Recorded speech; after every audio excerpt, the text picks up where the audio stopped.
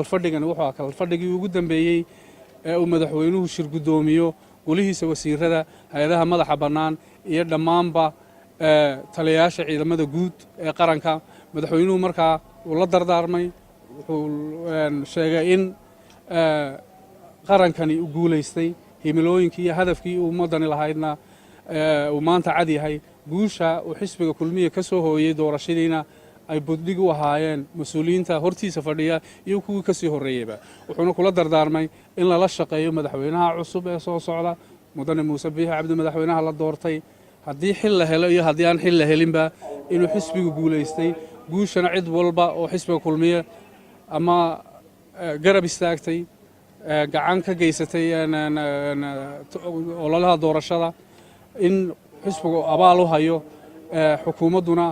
ay run ahaantii door weyn ka qaadatay in xisbiga kulmiye mar labaad uu talada dalka ku soo noqdo madaxweynuhu cid kasta oo la soo shaqeysay uu u duceeyay qaranka Soomaalilandna mas'uuliyiintii meesha joogay hadaladii ay soo jeedeen waxa kamid ah inuu madaxweynuhu baaldahaba kaga sawirayay ummadda Soomaaliland in taariikh maguurana uu ku leeyahay inuu qaatay go'aano geesimo leh oo ku dhac leh oo ay kamid tahay in la hor fariiso wadankii aanu kamid ahaan jirnay Soomaaliya oo wada hadal loo furo in la dhameystiro jidkii ceeri gaabo oo gabagabo ku dhow yahay in dhammaan Soomaaliland ay maanta mid tahay minbare ilaa galbeed madaxweynaha la doortay uu ku wareejin doono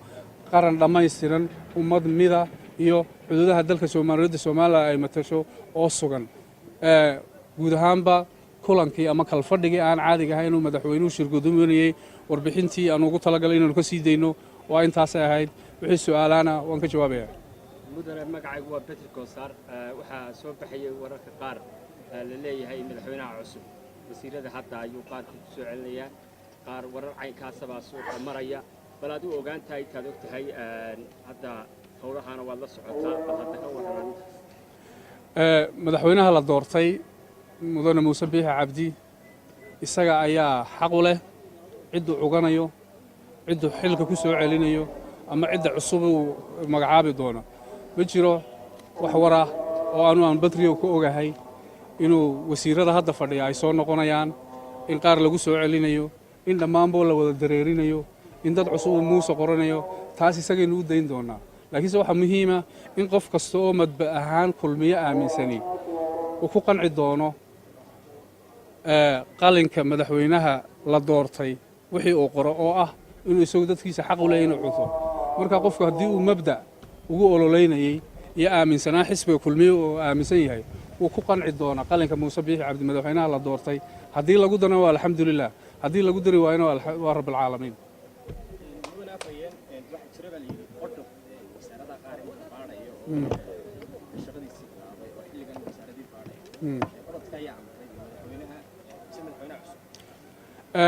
madaxweynaha cusubi wax amara iyo saameeyna kuma leh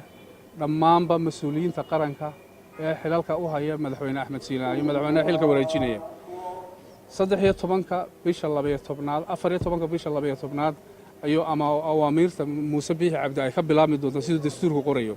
odadkaasi waa odad hawshiisa caadiga ah qabanaya